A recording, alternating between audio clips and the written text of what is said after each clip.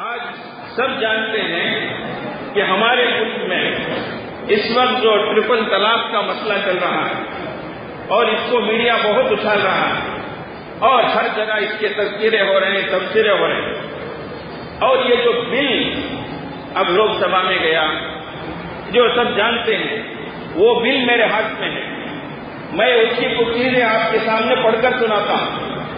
وہ بل کتنا خطرناک ہے اور اس میں آگے کتنے بھیانک نتائج ہیں، اس کی وجہ سے کیا ہوگا، اس کو ذرا توجہ سے سنیں۔ اس لیے میں نے اس کا ڈرافٹ اس کے ٹیکسٹ میں نے اپنے ہاتھ میں رکھے ہیں، میں آپ کو اس کو پڑھ کے سناتا ہوں، اس لیے گزارش ہے توجہ سے سنیں، اور تمل والے بھی اس کو سنیں، یہ انگریزی میں انگلش میں ہے، میں انگلش میں پڑھتا ہوں، اس کو توجہ سے سنیں۔ اس بل کا نام ہے the Muslim women protection of rights on marriage bill 2017۔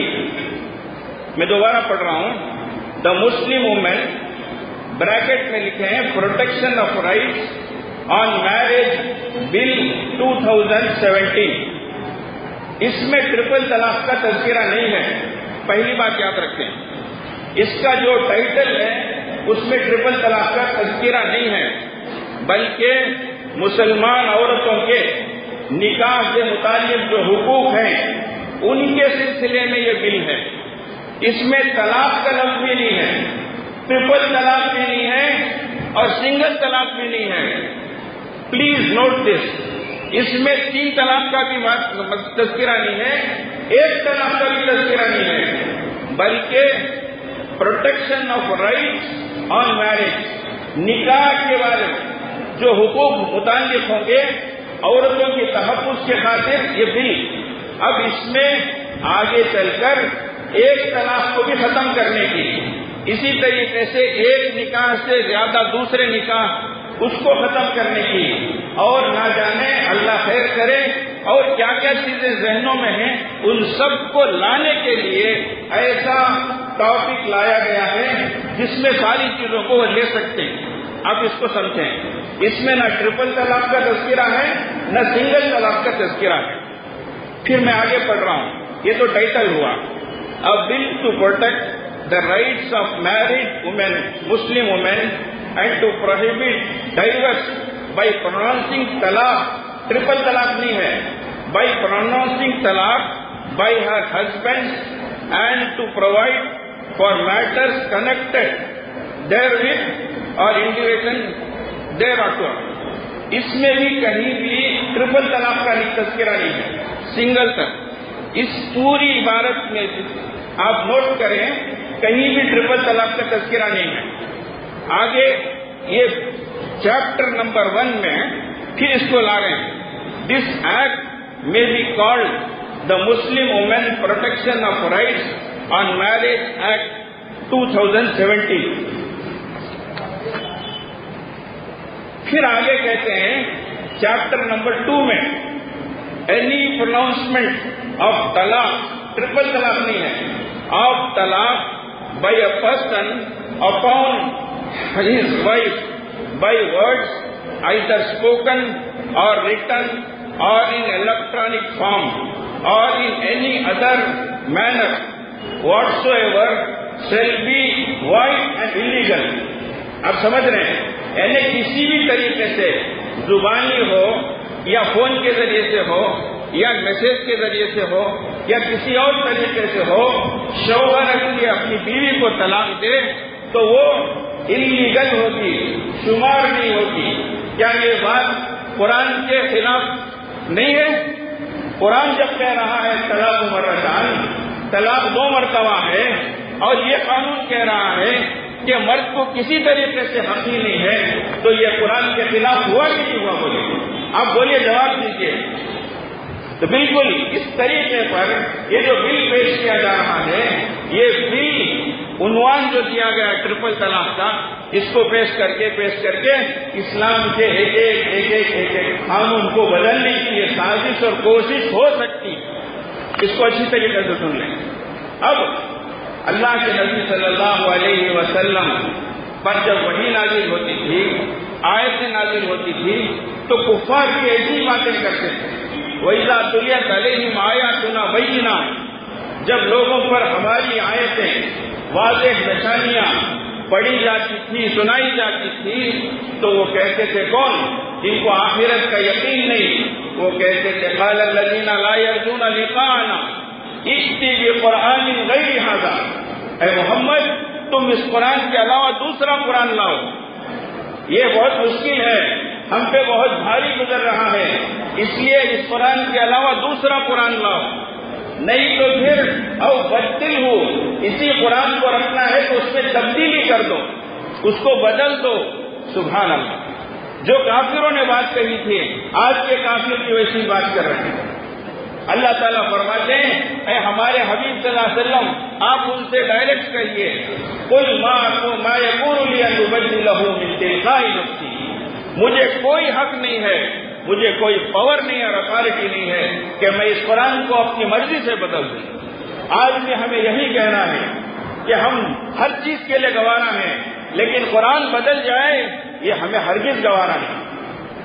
تو اس لیے آپ کہہ دیجئے مجھے کوئی حق نہیں پہنچتا کہ میں اس قرآن کو بدل دوں. ما یکون لی ان ابدلہ من تلقاء نفسی ان اتبع الا ما یوحی الی. اے ہمارے حبیب صلی اللہ علیہ وسلم آپ فرما دیجئے میں تو وہ وحی جو مجھ پہ نازل ہو رہی ہے اسی کی پیروی کرتا ہوں، اسی کے پیچھے چلتا ہوں. انی خشیت ربی عذاب یوم عظیم، اور میں ڈرتا ہوں اگر میں نے میرے رب کی نافرمانی کی تو بڑے دن کے عذاب سے میں ڈرتا ہوں. اس لیے ہمارے دلوں میں بھی یہ بات ہونی چاہیے اگر اسلام کے خلاف کوئی بات ہوئی اور ہم نے اس کی پیروی کی اور اس کے پیچھے چلے تو اللہ ہم سب کی حفاظت فرمائے. بڑے دن کا عذاب یہ بہت خطرناک ہے. اس لیے بزرگوں ہم صاف کہتے ہیں ہم امپریس ہونے کی ہمیں ضرورت نہیں ہے، دبنے کی ڈرنے کی ضرورت نہیں ہے. ہمارا ملک یہ لا مذہب ہے، اس ملک کا کوئی مذہب نہیں ہے.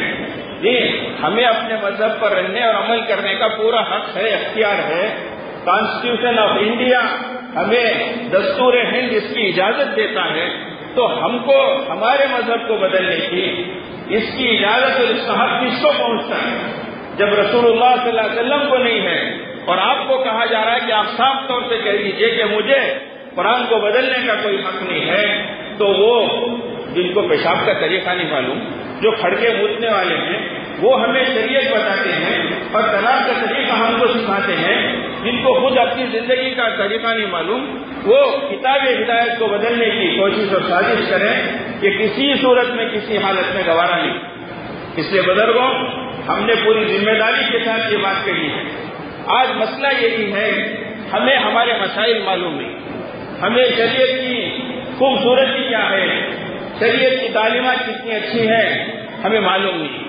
کیوں بچپن سے ہم نے جو ماحول دیکھا ہے اور جو اداروں میں اور جہاں ہم پڑھ رہے ہیں وہاں کا کلچر جو ہم نے دیکھا ہے، جو طور طریقے ہم نے دیکھے ہیں، اس میں الگ ہی نقشہ رہتا ہے. اب بچے جاتے ہیں پڑھ کے آ جاتے ہیں، اب ان کے دلوں میں ایمان، یقین، اللہ، رسول، تعلیمات اسلام یہ سب کہاں بیٹھے گی؟ اس کو بٹھانے کی ضرورت ہے.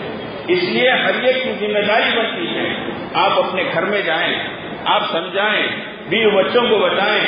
اسلام کا جو طریقہ شروع سے اس وقت بیان کیا گیا ہے، نکاح کے علاج کا طریقہ کتنا پیارا ہے، کتنا اچھا ہے، اس کو بتائیں. ہاں مسئلہ یہی ہے کہ ہم باہر کی چیزوں کو دیکھیں، میڈیا کو دیکھتے ہیں، سنتے ہیں اور اسی پر ایمان لاتے ہیں، اللہ معاف کرے، یقین کرتے ہیں. یہ قرآن کتاب ہدایت ہے، اس وقت سے اب تک نہیں بدلا اور انشاءاللہ قیامت تک نہیں بدلے گا انشاءاللہ تعالیٰ. ایسی ہزاروں کوششیں ہو چکی ہیں کہ قرآن بدلا نہیں اور بدلے گا بھی نہیں انشاءاللہ. نہ گھبراؤ مسلمانوں، خدا کی شان باقی ہے، ابھی اسلام زندہ ہے، ابھی قرآن باقی ہے. یہ کافر کیا سمجھتے ہیں جو اپنے دل میں ہنستے ہیں؟ ابھی تو کربلا کا آخری میدان باقی ہے. تو ہم ہر چیز کے لیے تیار ہیں، لیکن دین میں مداخلت ہو، شریعت بدل دی جائے، یہ جینا بھی کیا جینا ہے، تو جی کے کیا کریں گے؟ آگے عذاب عظیم ہے اگر ہم نے کمپرومائز کر لیا، اللہ اور اس کے رسول کی بات کو ہم نے آگے پیچھے کر دیا تو مرنا تو مجھے بھی ہے، آپ کو بھی ہے. وہ تو بے ایمان ہیں، انہیں آخرت پر یقین نہیں ہے، لیکن ہمیں اللہ اور اس کے رسول کے سامنے جانے کا یقین ہے تو ہم اللہ اور اس کے رسول کو کیا جواب دیں؟ اس لیے بزرگوں اس موضوع کو اچھی طریقے سے دل پر لے، اپنے بچوں کو سمجھائیں، اپنی گھر والیوں کو سمجھائیں، اپنی سوسائٹی میں، کمیونٹی میں جا کر ان چیزوں کو بتائیں، دین کو سمجھنے کی۔ یہ واقعات، یہ حادثات جو پیش آ رہے ہیں، یہ ہم کو جگا رہے ہیں۔ نہ کہ الزام زمانے کے حوادث کو، یہی حوادث تجھے جگاتے ہیں، تو اس لیے آج جگنے کا وقت ہے، آج بیدار ہونے کا وقت ہے، تعلیم کو، اسلام کو سمجھنے اور اس پر عمل کرنے کا وقت ہے۔ اللہ تبارک و تعالیٰ ہمیں صحیح سمجھ عطا فرمائے۔ وآخر دعوانا الحمدللہ۔